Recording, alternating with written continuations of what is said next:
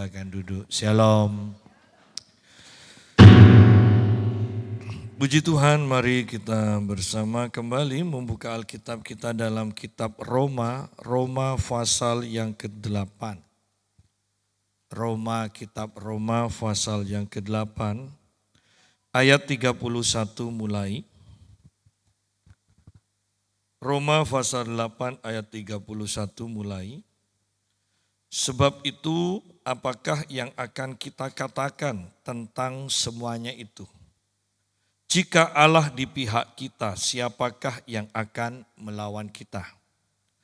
Ia yang tidak menyayangkan anaknya sendiri, tetapi yang menyerahkannya bagi kita semua. Bagaimanakah mungkin ia tidak mengaruniakan segala sesuatu kepada kita bersama-sama dengan Dia? Siapakah yang akan menggugat orang-orang pilihan Allah?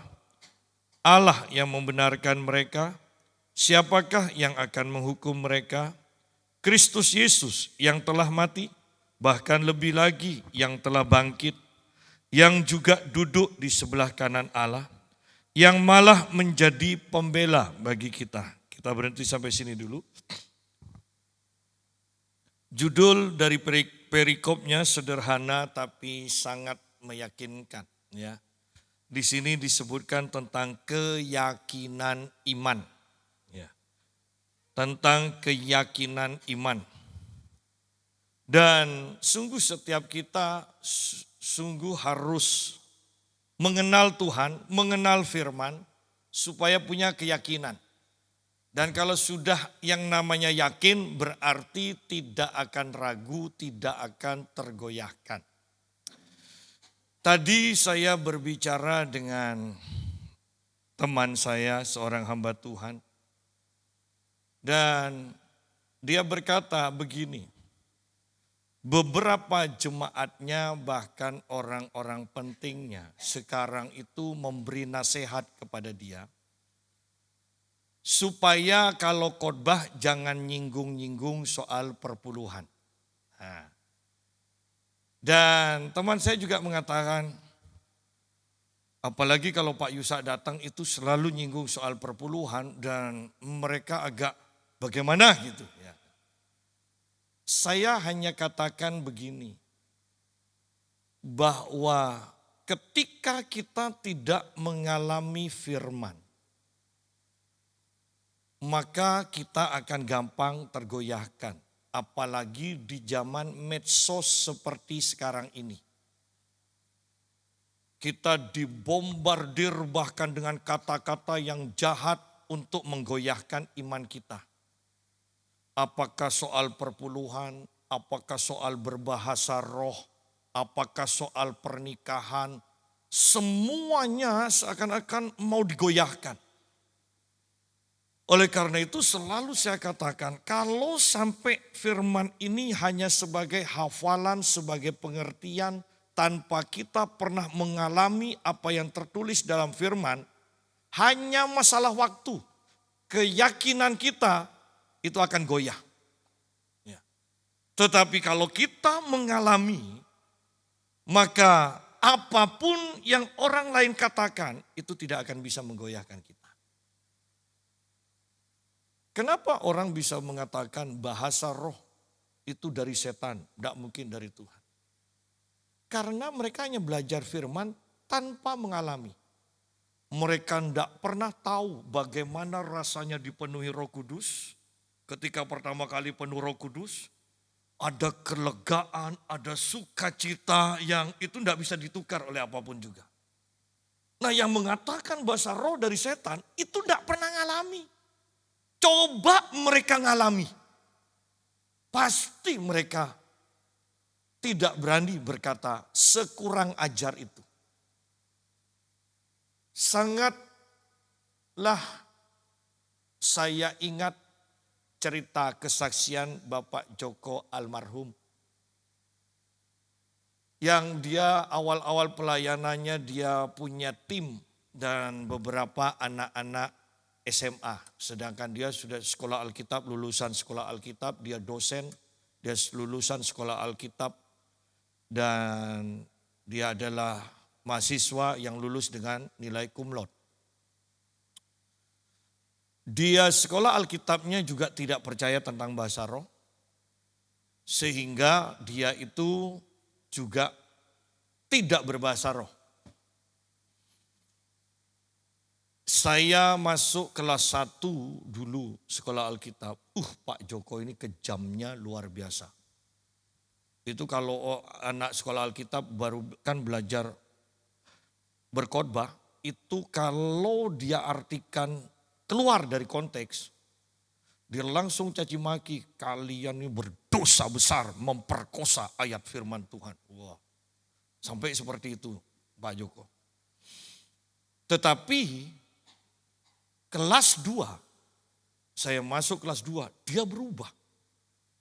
Dia bisa undang teman saya, coba kamu maju.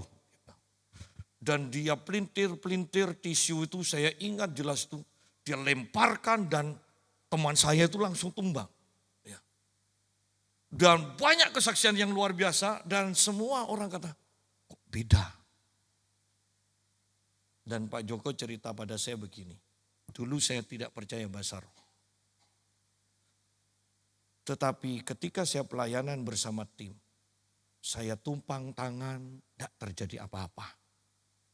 Sedangkan teman-teman saya yang hanya anak SMA, belum lulus anak SMA, tumpang tangan itu orang-orang manifest. Tumbang, ada yang manifest kalau kerasukannya.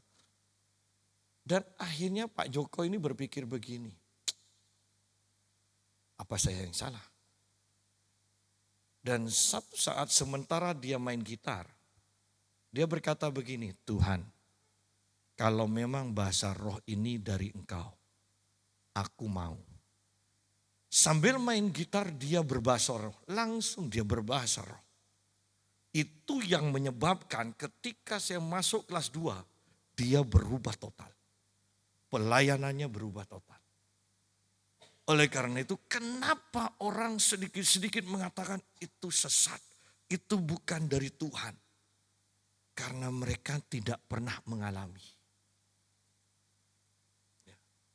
Tidak mungkin orang yang sembuh dari penyakit kanker itu bisa berkata, kalau memang dia sudah dokter angkat tangan dan dia disembuhkan melalui doa, tidak mungkin dia akan berkata, Tuhan sekarang sudah tidak menyembuhkan lagi. Tuhan memberikan kepercayaan kepada para dokter untuk menyembuhkan. Tidak mungkin dia berkata seperti itu. Ya. Ketika saya berbicara di tempat fitness dulu dan istri saya juga ada, berbicara tentang Tuhan memberkati dalam keuangan. Dulu ada pelatihnya di sana berkata, tidak mungkinlah Syuk. Masa ada orang mau ngasih bahkan sampai jutaan, tidak mungkin.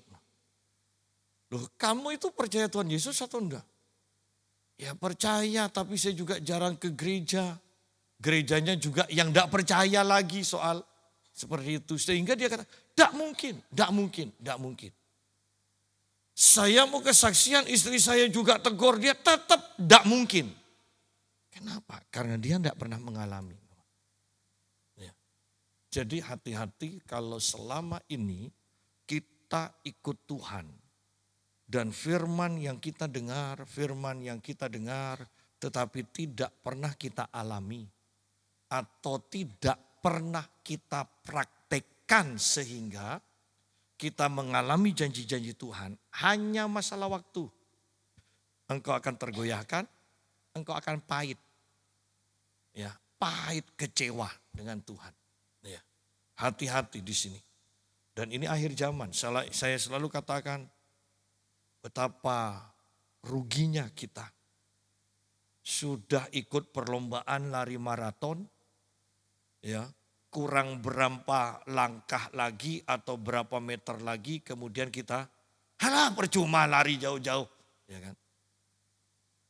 Dan kebanyakan itu yang terjadi di dalam kekristenan. Ayo kita lihat sekarang, keyakinan iman. Sebab itu apakah yang akan kita katakan tentang semuanya itu? Jika Allah di pihak kita, siapakah yang akan melawan kita?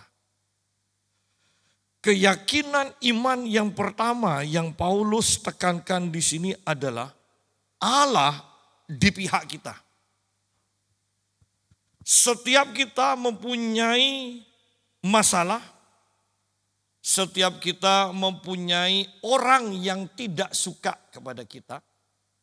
Setiap kita pasti mempunyai pengalaman di mana ada orang-orang yang menentang kita. Tetapi Paulus di sini katakan, jika Allah di pihak kita, siapakah yang akan melawan kita? Bahkan ayat yang mengatakan tidak ada mantra dan tenung yang akan mempan terhadap Yakub, terhadap umat Allah, terhadap Israel, terhadap kita juga. Berarti kan tanpa sadar ada orang-orang yang akan melepaskan mantra atau tenung kepada kita. Minimal perkataan-perkataan kutuk yang mengatakan manter tak selamat teh. Nah kan. Loh itu termasuk mantra loh, itu termasuk tenung. Apalagi kalau diucapkan berkali-kali. Ya, diucapkan berkali-kali. Oleh karena itu jangan heran kadang ada orang yang pandai punya anak yang bodoh. Kenapa? Karena ketika anaknya tidak mengerti, kita dengan mudahnya berkata, bodoh, bodoh, bodoh. Itu mantra yang diucapkan kepada anak kita. Ya. Dan itu terjadi. Nah sekarang di sini dikatakan, jika Allah di pihak kita, siapakah yang akan melawan kita? Tidak ada. Ini gaya bahasa Yunani seperti ini. Memakai gaya pertanyaan tapi tidak perlu jawaban karena jawabannya sudah pasti. Ya. Jawabannya tidak ada. Ya. Jika Allah di pihak kita, siapakah yang akan melawan kita? Bahkan Yesus sendiri berkata bahwa kita diperlengkapi dengan kuasa dari tempat yang maha tinggi. Alkitab berkata, roh yang ada di dalam kita lebih besar daripada roh yang ada di dalam dunia. Kitab Ibrani berkata, malaikat-malaikat Tuhan tugaskan untuk menjaga dan melayani kita, orang-orang yang berhak menerima keselamatan, yaitu kita yang percaya Tuhan Yesus. Bahwa Tuhan memperlengkapi kita dengan kuasa untuk menginjak ular dan kalajengking. Kuasa untuk menahan kekuatan musuh. Tidak ada yang bisa membahayakan kita dikatakan. Dan terlebih lagi, dia sendiri berkata, aku menyertai engkau sampai akhir zaman. Sehingga dengan penuh keyakinan, Paulus bisa berkata, jika Allah di pihak kita, siapakah yang akan melawan kita? Dan ingat, kehidupan Paulus selalu penuh dengan pertentangan. Sehingga Paulus dikenal sebagai orang yang kalau dia datang di satu kota, pasti terjadi kekacauan. Orang-orang akan menentang dia. Dan orang yang seperti ini, yaitu Paulus, mengatakan, Allah di pihakku. Sekalipun seluruh kota itu menentang aku, mereka tidak akan berdaya apa-apa. Ya. Padahal kita kan selalu berpikir soal mayoritas, minoritas. Mayoritas, minoritas. Ingat ketika Yesus ada di muka bumi, dia minoritas. Tetapi dia menggoncangkan sedemikian rupa. Ya. Para murid hanya 12 orang, kemudian 70 orang, tetapi mereka menggoncangkan Yerusalem, Yudea, Samaria, bahkan sampai ke ujung bumi. Ya. Begitu luar biasanya, jika Allah di pihak kita, siapakah yang akan melawan kita? Keyakinan Paulus tentang imannya yang pertama adalah tidak ada seorang pun yang bisa melawan kita. Ingat, tanpa sadar sebenarnya kemungkinan besar ada orang-orang yang menyantet kita. Kok tidak terasa? Karena Tuhan yang menghalau semuanya itu. Karena para malaikatnya yang menghalau semuanya itu. Tanpa kita sadari. Dan Tuhan menginginkan kita untuk menikmati semua berkat-Nya. Bahkan dikatakan Dia yang berperang bagi kita. Sehingga jangan remehkan ibadah-ibadah dan waktu saat teduh kita di rumah. Mungkin kita mengatakan, apa tidak ada gunanya. Kemungkinan besar ada santet yang diarahkan pada kita tanpa kita sadari itu terhalau dengan sendirinya. Kemungkinan ada roh sakit penyakit yang akan menaruh penyakit di dalam kehidupan kita dan Tuhan menghalau kita. Kita berpikir apa? Tidak ada gunanya beribadah. Padahal sebenarnya tanpa kita sadar, seringkali Tuhan menolong, Tuhan melindungi, Tuhan membela, Tuhan berperang bagi kita.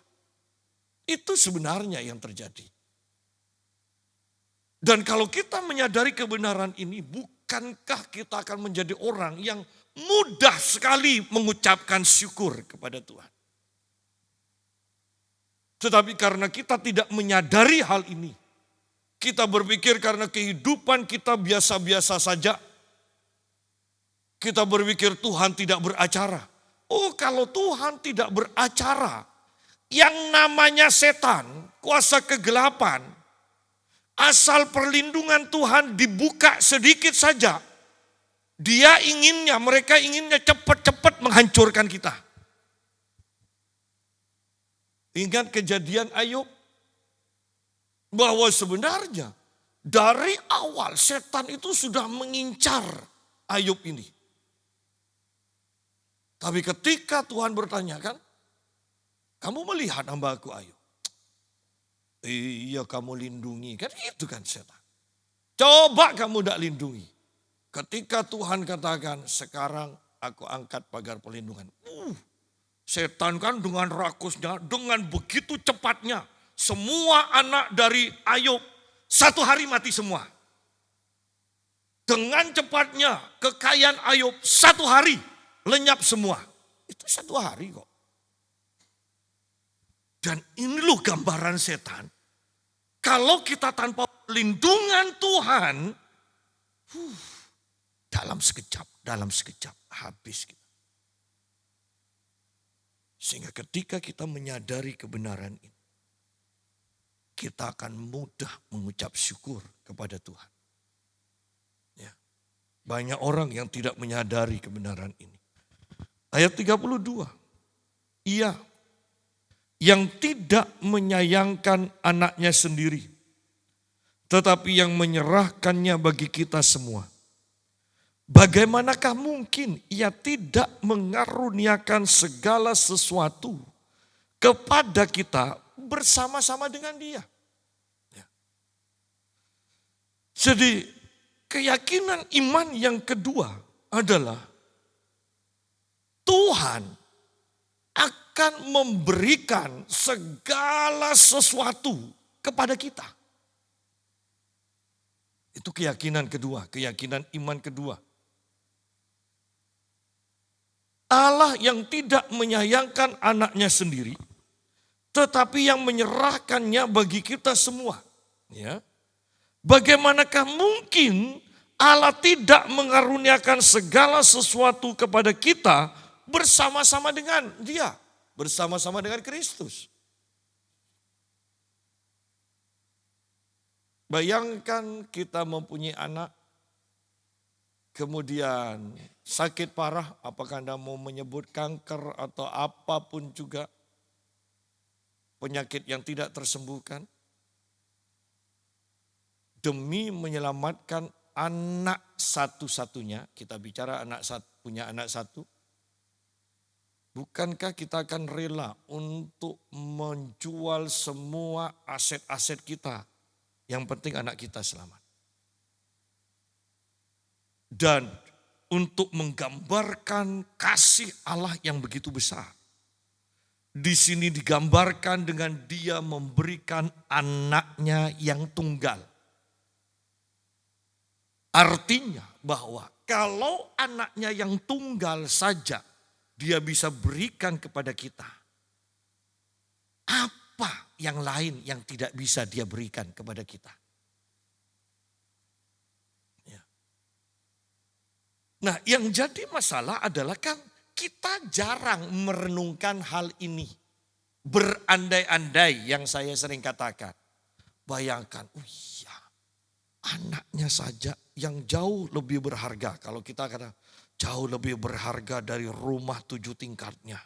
Anak berharga, jauh lebih berharga dari hotel yang sampai 50 tingkat. Kalau anaknya saja diberikan, apalagi hanya hotelnya. Ya. Kalau anaknya saja diberikan, apalagi hanya mobilnya. Kan seperti itu. Nah, ini gunanya merenungkan firman Tuhan berandai-andai. Sehingga manusia roh kita bisa menjangkau kedalaman Allah itu loh. Kalau kita tidak pernah merenungkan, hanya baca, kita tidak akan pernah iman kita ini bangkit untuk menjangkau apa yang Tuhan sediakan dan apa yang Tuhan pasti akan berikan kepada kita.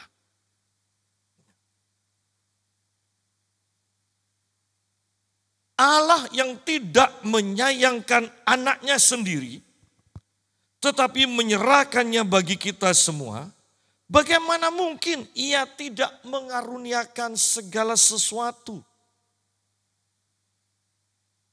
kepada kita? Dia pasti mengaruniakan. Kesembuhan, Dia karuniakan. Berkat, keuangan, Dia karuniakan. Keberhasilan, Dia karuniakan. Ingat, saya mau tekankan tentang itu dikaruniakan. Supaya setelah kita menerima, kita tidak pernah melepaskan diri dari Tuhan, dari Allah. Karena kita sadar bahwa semua adalah karunia Tuhan. Bagaimana bisa kita melepaskan diri dari sesosok pribadi yang sudah memberikan segala-galanya kepada kita? Ya. Dan ini adalah kebenaran yang begitu penting yang harus kita pahami. Bagaimanakah mungkin Ia tidak mengaruniakan segala sesuatu? Anda bisa pikirkan sendiri. Segala sesuatu. Seringkali kita diajar dan dalam pengajaran itu membatasi kemampuan Allah, membatasi apa yang Allah bisa kerjakan, Allah bisa berikan kepada kita. Segala sesuatu dikatakan. Ketika kerohanian kita bertumbuh, maka ada selalu karunia yang Tuhan anggap pantas tanpa diminta pun itu akan diberikan. Tetapi kalau kita memaksakan diri untuk menerima tanpa kerohanian kita mengalami peningkatan, maka kita akan mengalami kehancuran. Karena itu kembali saya mau tekankan, betapa pentingnya menghabiskan waktu demi waktu dalam ibadah. Tanpa ibadah yang benar, engkau tidak akan pernah bisa mengelola kekayaan segala anugerah yang Tuhan akan percayakan kepada kita. Ketika kita tidak memahami kebenaran ini, semua karena anugerah. Bayangkan Anda menerima lebih daripada kemampuan Anda, menerima dari Tuhan, Anda akan sombong. Tetapi kalau kita mengenal Tuhan sungguh-sungguh, mengenal pemberiannya, mengenal ketidaklayakan kita sebenarnya untuk menerima, tetapi Tuhan berikan dan kita menerimanya, kita akan semakin merendahkan diri di hadapan Tuhan, kita akan semakin banyak meluangkan waktu dengan Tuhan, kita akan semakin melekat kepada Tuhan. Mari pikirkan ini. Kita butuh keyakinan iman, kita butuh pengalaman demi pengalaman ini di akhir zaman yang semakin jahat ini.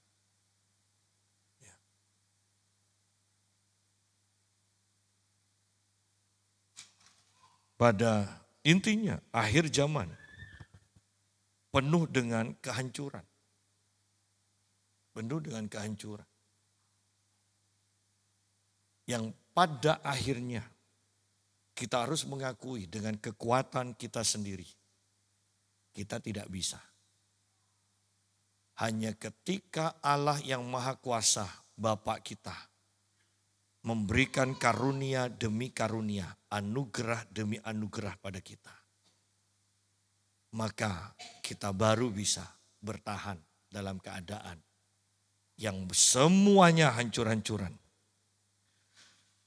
Bagaimanakah mungkin Ia tidak mengaruniakan segala sesuatu kepada kita? Perhatikan, jangan berhenti sampai di sana, tetapi kita harus menekankan bersama-sama Dia, bersama-sama Kristus. Kalau kita tidak menghiraukan Kristus, kalau kita tidak terhubung dengan Kristus, kalau kita tidak ada di dalam Kristus dan Kristus di dalam kita, maka hal ini tidak bisa kita klaim. Tidak bisa kita mengatakan, Tuhan kan sudah janji akan mengaruniakan segala sesuatu kepada kita. Nggak bisa. Kalau kita tidak bersama-sama Kristus. Kan kitab Kolose selalu mengatakan, di dalam Dia. Ya.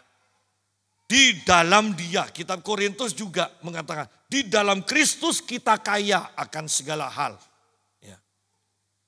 Kitab Kolose, kitab Efesus selalu berbicara di dalam Dia, di dalam Dia, di dalam Dia. Ya. Nah, yang jadi masalah apakah kita di dalam Dia? Di dalam Kristus. Apakah Kristus sungguh-sungguh di dalam kita? Ingat pembahasan kita tentang jemaat di Efesus? Jemaat di Laodikia maksud saya. Lihat aku berdiri di depan pintu dan mengetok. Loh, kok bisa? Yesus kok di luar rumah? Kan rumah atau baitnya itu adalah kita. Alkitab katakan Roh Allah, Yesus, Efesus katakan, dengan iman kita, Yesus tinggal dalam hati kita. Sekarang kenapa Yesus kok di luar? Karena jemaat Laodikia suam-suam kuku. Tidak jelas sebagai orang beriman. Ya, tidak jelas. Ke gereja iya tapi dosa tetap jalan juga. Suam-suam kuku. Ke gereja iya beribadah tapi tidak ada gairah. Tidak ada kerinduan akan Tuhan. Kitab Injil Yohanes pasal 15 berkata, kalau engkau di dalam aku dan firmanku tinggal di dalammu, mintalah apa saja. Dan kita sudah bahas kan tentang iman. Iman itu bukan sekedar keinginan yang kuat, keyakinan yang kuat. Iman itu adalah dasar dari segala sesuatu yang kita harapkan. Dasarnya apa? Firman. Tuhan berfirman, baru kita terbuka manusia rohani kita dan mengharapkan itu terjadi pada kita. Itu yang disebut iman. Ada dasarnya yaitu firman Allah. Bukan hanya sekedar keinginan.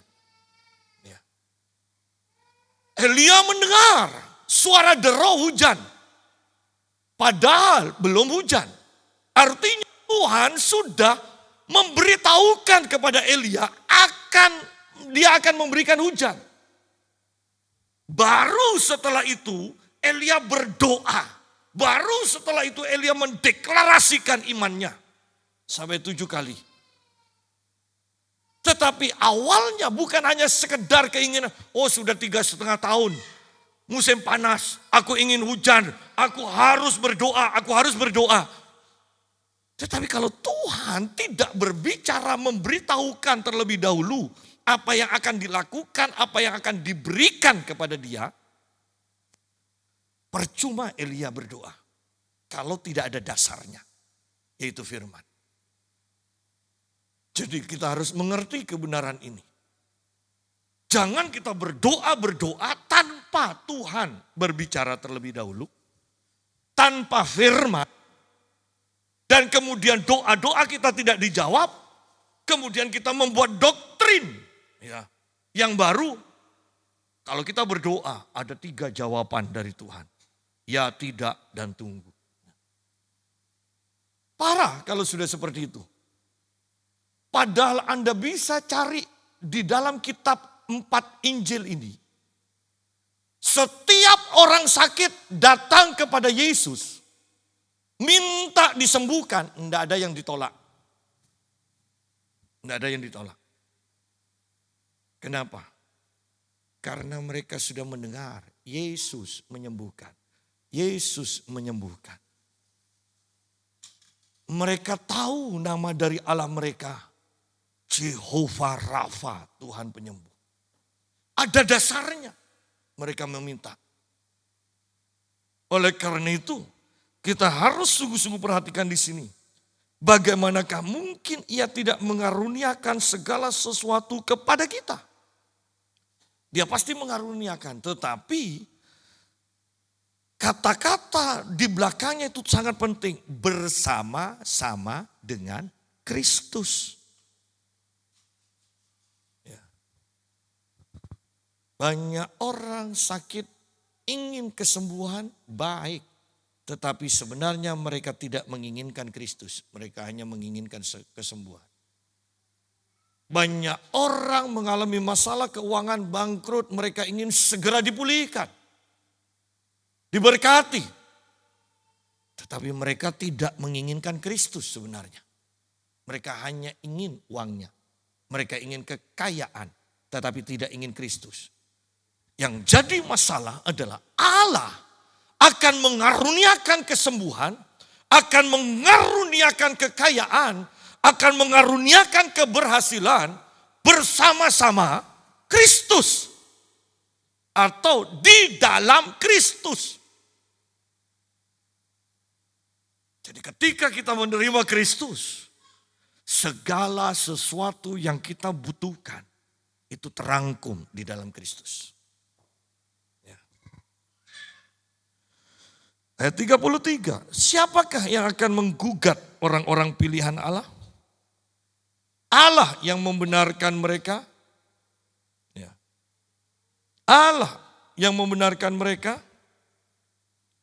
Jadi, sebagai orang yang percaya, ingat bahwa jangan percaya kepada dakwaan demi dakwaan. Tuduhan demi tuduhan. Kitab Wahyu mengatakan musuh kita adalah pendakwa. Ya, pendakwa. Siapakah yang akan menggugat, mendakwa orang-orang pilihan Allah? Allah yang membenarkan mereka? Tidak. Tugas Allah adalah membenarkan kita, bukan mendakwa kita. Yang mendakwa kita adalah roh pendakwa. Setan-setan yang berbicara lewat pikiran kita. Engkau itu tidak layak. Engkau ingin dipakai Tuhan, coba lihat latar belakangmu. Mau dipakai Tuhan, kemarin kok gosip. Nah, lihat. Roh pendakwa membuat kita merasa tidak layak. Kita menjadi orang yang terdakwa, terhukum, terikat. Ya. Coba lihat keadaanmu. Kau ingin berkat Tuhan? Ingat dosa-dosa yang bulan lalu engkau sudah lakukan. Padahal sudah minta ampun. Perhatikan di sini. Kalau itu dari Tuhan, Tuhan akan ingatkan kita, hati nurani kita. Oh ya, saya berbuat dosa dan saya mengaku dosa kita. Di pihak Allah itu sudah selesai. Itu sudah selesai. Di pihak kita, kita harus meyakini bahwa ketika kita mengaku dosa kita, Ia adalah setia dan adil yang akan mengampuni segala dosa kita. Selesai. Nah, roh pendakwa tidak seperti itu. Ketika kita mengaku dosa kita,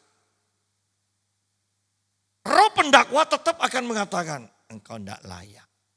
Ketika kita menghadap kepada Tuhan untuk berdoa atau melayani, Anda akan mendengar, tuh 3 bulan yang lalu, kemudian bulan yang lalu, kemudian minggu yang lalu, kau melakukan dosa yang sama. Dosa itu, engkau tidak pantas melayani.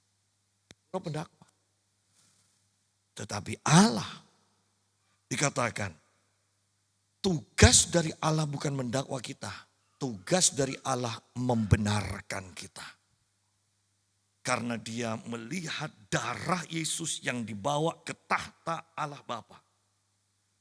Itu adalah masuk ke dalam alam kekekalan. Di mana dia selalu darah ini berbicara lebih kuat daripada darah Habil. Yang mengatakan, aku sudah menebus mereka. Aku sudah menghapuskan dosa mereka. Allah membenarkan kita. Kenapa?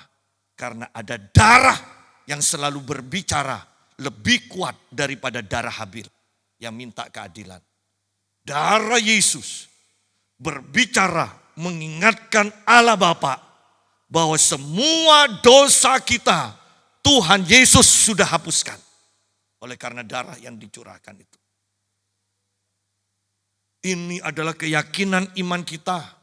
Bahwa kapanpun kita menghadap Tuhan. Bahwa kita adalah orang yang layak. Orang yang dinanti-nantikan oleh Allah. Allah tidak akan menggugat kita. Allah tidak akan mendakwa kita. Justru kita akan selalu mendengar. Semua yang letih lesu dan berbeban berat. Mari datang kepadaku. Kita akan mendengar panggilan. Kita akan mendengar, kita akan melihat bagaimana Allah seperti seorang ayah yang ketika melihat anak bungsunya itu datang kembali. Anak bungsu berjalan tertatih-tatih dengan kebimbangan. Tetapi ayah itu berlari untuk menyambar dan memeluk anaknya. Itulah kerinduan hati Allah. Oleh karena itu keyakinan iman kita, ingat. Kita disambut oleh Allah. Kita dibenarkan oleh Allah. Kita tidak akan didakwa oleh Allah. Selanjutnya, siapakah yang akan menghukum mereka? Orang-orang pilihan ini. Kristus Yesus yang akan menjadi hakim, yang telah mati, bahkan lebih lagi yang telah bangkit, yang juga duduk di sebelah kanan Allah, yang malah menjadi pembela bagi kita.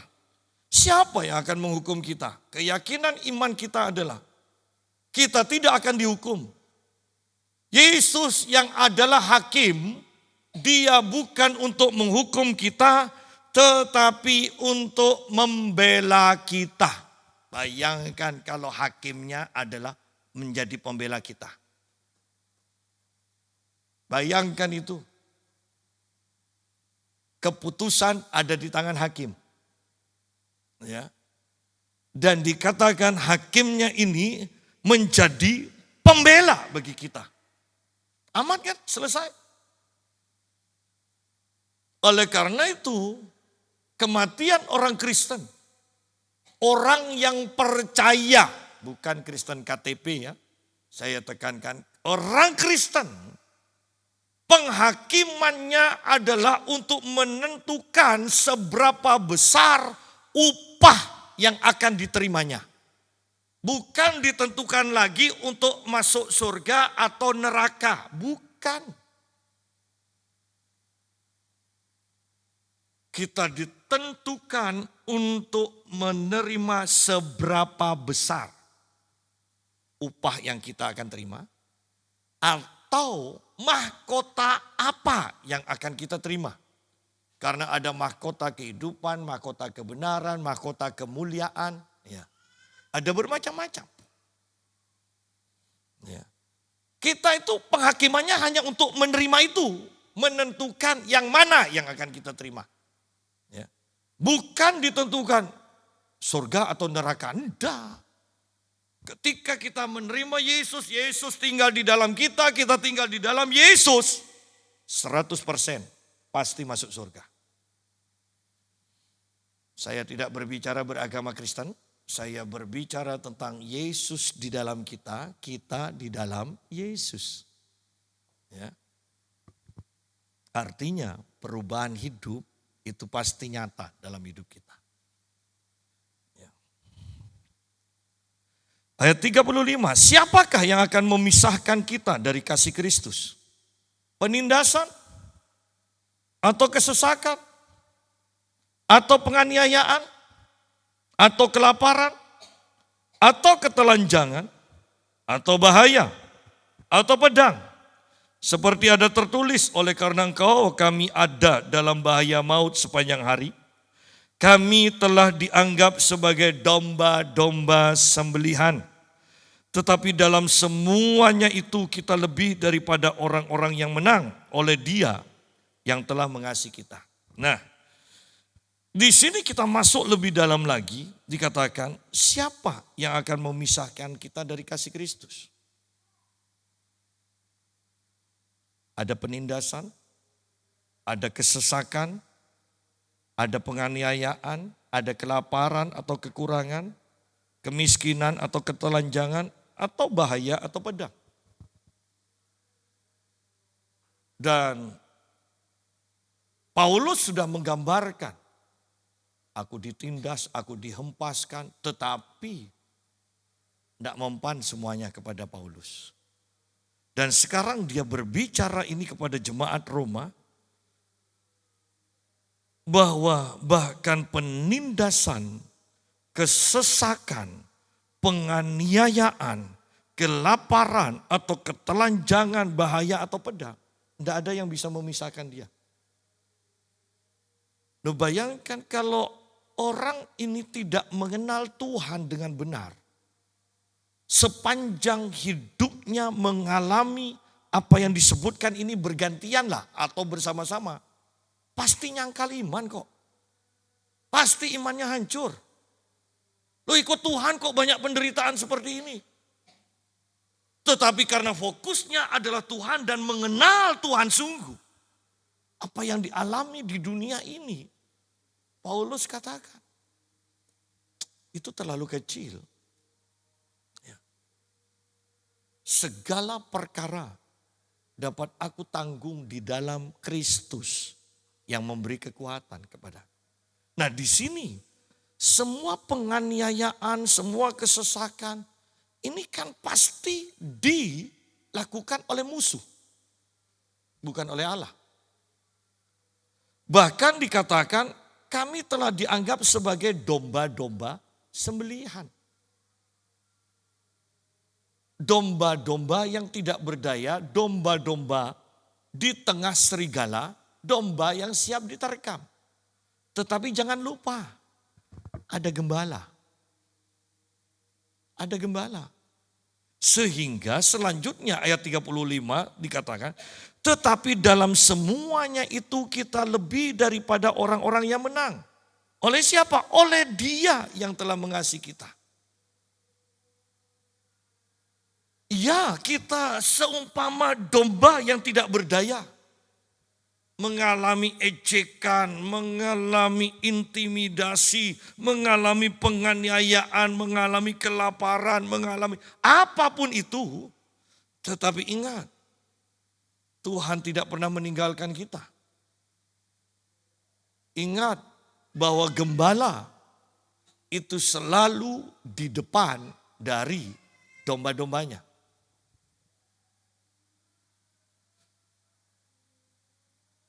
Tuhan di dalam perjanjian lama berkata, aku berjalan di depanmu, aku berperang bagimu, aku yang berperang dan memberikan kemenangan.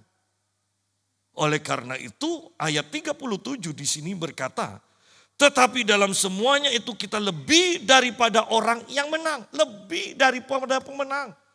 Tidak ikut berperang, tidak ikut tengkar, tetapi mendapatkan jarahannya. Ya. Mendapatkan hasil dari peperangan yang sudah dimenangkan oleh Kristus. Mendapatkan hasil dari gembala yang menghalau serigala. Domba itu tinggal nerima aja. Ingat, apapun yang kita hadapi, Tuhan ada di depan kita. Tuhan yang berperang bagi kita. Tapi kok masih ada penindasan, ada kesesakan? Paulus katakan kami dihimpit tapi kami tidak binasa. Dihempaskan pun kami tidak binasa kok. Ya.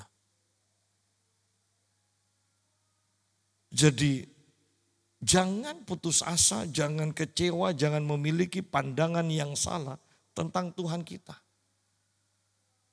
Bahwa Tuhan ada di depan kita, Dia bersama kita, Dia berperang bagi kita. Banyak orang yang mengincar keadaan demi keadaan akan memisahkan kita dari kasih Allah. Tetapi kita akan selalu melihat bagaimana karya Tuhan yang Tuhan kerjakan untuk kita. Sehingga kita tidak akan menyangkal Allah mengasihi kita dan kita pun mengasihi Allah. Bahwa firman ini sangat penting, kembali saya tekankan, sangat penting di akhir zaman. Sungguh-sungguhkah iman kita masih penuh keyakinan akan Allah? Ayat 38, sebab aku yakin bahwa baik maut maupun hidup, sekarang bukan hanya penindasan, bukan hanya kesesakan, bukan kelaparan. Sekarang yang lebih penting di sini. Aku yakin bahwa baik maut maupun hidup, baik malaikat-malaikat maupun pemerintah-pemerintah, baik yang ada sekarang maupun yang akan datang, atau kuasa-kuasa, baik yang di atas maupun yang di bawah, ataupun sesuatu makhluk lain, tidak akan dapat memisahkan kita dari kasih Allah yang ada dalam Kristus Yesus Tuhan kita. Lihat kalau ayat 35 itu berbicara tentang keadaan, maka ayat 38 itu berbicara tentang kuasa. Baik kuasa jahat, ya kan? Kuasa jahat di sini dikatakan baik maut maupun hidup. Maut itu berbicara tentang kuasa. Kuasa maut, kuasa kehidupan. Baik malaikat-malaikat maupun pemerintah-pemerintah. Ini pemerintah berbicara tentang kuasa-kuasa kegelapan. Ya. Pemerintah-pemerintah. Baik yang ada sekarang maupun yang akan datang. Baik yang ada sekarang maupun yang akan datang. Atau kuasa-kuasa baik yang di atas maupun yang di bawah. Artinya ingat bahwa kita itu harus sungguh penuh dengan keyakinan iman, harus kuat sungguh-sungguh. Kenapa? Keadaan-keadaan melawan kita dan berusaha untuk menjauhkan kita dari kasih Kristus. Berusaha untuk menghancurkan iman kita. Kemudian kekuatan demi kekuatan dari roh-roh jahat. Baik secara pribadi maupun secara kelompok. Pemerintah itu berbicara kelompok. Ya. Bahkan di sini dikatakan malaikat-malaikat. Banyak malaikat yang sudah jatuh. Berbicara tentang kuasa. Bahkan di sini dikatakan baik yang di atas maupun yang di bawah. Atau sesuatu makhluk yang lain. Bukankah pengiringan kita sebenarnya tidak mudah memang? Keadaan-keadaan menentang kita, berusaha menghancurkan kita. Ada pribadi-pribadi kuasa, roh-roh jahat yang berusaha untuk menghancurkan kita. Bayangkan di sini kita tidak sungguh-sungguh kenal Tuhan kita. Kalau kita tidak melekat kepada Tuhan, kalau kita tidak dekat dengan Tuhan, bagaimana bisa akan tetap hidup dalam kasih Kristus? Saya selalu katakan hanya masalah waktu kita akan menyangkal iman kita. Karena siapa yang kuat menghadapi semua ini? Baiklah dari 35 sampai 39 Anda baca. Kalau Tuhan tidak menyertai kita, kalau Tuhan tidak berperang bagi kita, tidak ada yang bisa bertahan. Bahkan untuk yang ini saja, baik yang ada sekarang maupun yang akan datang. Sudah berat? Ya, tapi tidak bisa juga memisahkan. Tetapi ingat, banyak orang kalah dengan masa lalu yang tidak mau kita lepaskan. Baik yang ada sekarang, yang sekarang dan yang akan datang, gampang. Bagaimana dengan masa lalu? Bagaimana dengan orang-orang yang melecehkanmu di masa lalu? Bagaimana dengan orang-orang yang merugikan engkau di masa lalu? Bagaimana dengan orang-orang yang menipu engkau di masa lalu? Bagaimana dengan orang-orang yang mengecewakan engkau di masa lalu? Banyak orang yang tidak bisa mengatasi masa lalunya. Mereka minta iman kepada Tuhan untuk mengatasi masa depan. Puji Tuhan. Tapi bagaimana ketika engkau berhadapan, ketika ingat si A yang sudah menipu engkau, yang sudah menjelek-jelekkan, yang sudah menghancurkan, bisakah engkau mengampuni? Kalau tidak, engkau akan hancur juga. Saya akhir-akhir ini selalu mendengar tentang perebutan warisan. Ya. Dan saya melihat bahwa warisan ini bisa memecahkan hubungan keluarga. Masalah uang. Barusan saya melayani di Surabaya. Dan seseorang minta waktu untuk berbicara pada saya. Dia katakan dia 6 bersaudara. Dan ternyata ketika mamanya sakit dia berhenti dari kerja. Di luar negeri dia kerja, di Jakarta dia kerja, dia tinggalkan semua. Dia bilang, saya asuh mama saya. Dan mamanya menyerahkan semua kekayaannya kepada dia.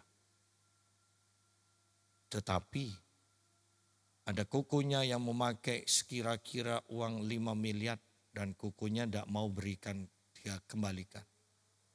Hanya kukunya bilang, kalau mau 400 juta saya kembalikan. Dan dia masih tanya, Pak Yusa bagaimana ini? Saya katakan ditagih boleh. Namanya tanggung jawab, ditagih. Tetapi ingat jaga hati. Jangan kecewa kalau tidak dikasihkan. Terus bagaimana apa saya dengan yang 400 juta? Bagi saya seharusnya sudah kalau kukunya mau terima kasih yang 400 juta daripada tidak dapat sama sekali kan.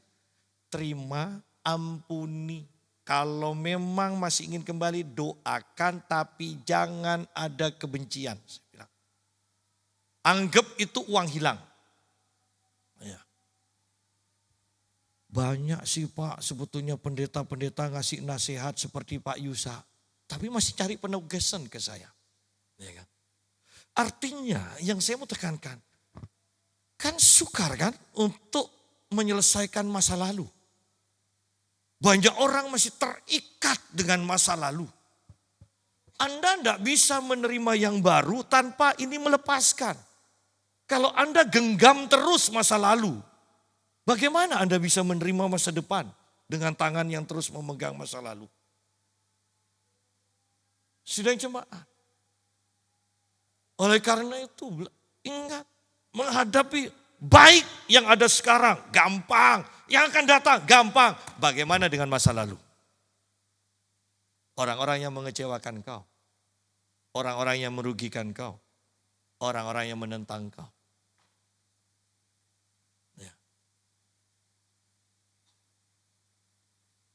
Hanya ketika kita ada di dalam Kristus Yesus. Baik masa sekarang, masa yang akan datang, bahkan masa lalu pun. Hanya ketika kita ada di dalam Kristus dan Kristus ada di dalam kita. Baik keadaan maupun segala kuasa kegelapan yang ada di atas, yang ada di bumi, bahkan yang ada di bawah bumi. Semuanya tidak akan bisa memisahkan kita dari kasih Kristus. Dan ketika bicara kasih Kristus, artinya bahwa Tuhan akan selalu memberikan karunia demi karunia. Segala kekuatan, segala keadaan, tidak ada yang bisa merebut itu semua. Tuhan mengasihi kita dan kita mengasihi Tuhan. Inilah keyakinan iman kita bahwa Tuhan ada di pihak kita. Keyakinan iman yang kedua, di dalam Kristus Dia mengaruniakan segala sesuatu kepada kita. Keyakinan yang ketiga, di dalam Kristus bahwa Allah akan membenarkan kita, bukan menggugat kita, bukan mendakwa kita. Keyakinan selanjutnya adalah Tuhan menjadi pembela kita, bukan menghukum kita. Dan yang terakhir, tidak ada keadaan, tidak ada kuasa apapun juga yang bisa memisahkan kita. Tuhan memberkati. Mari kita berdoa.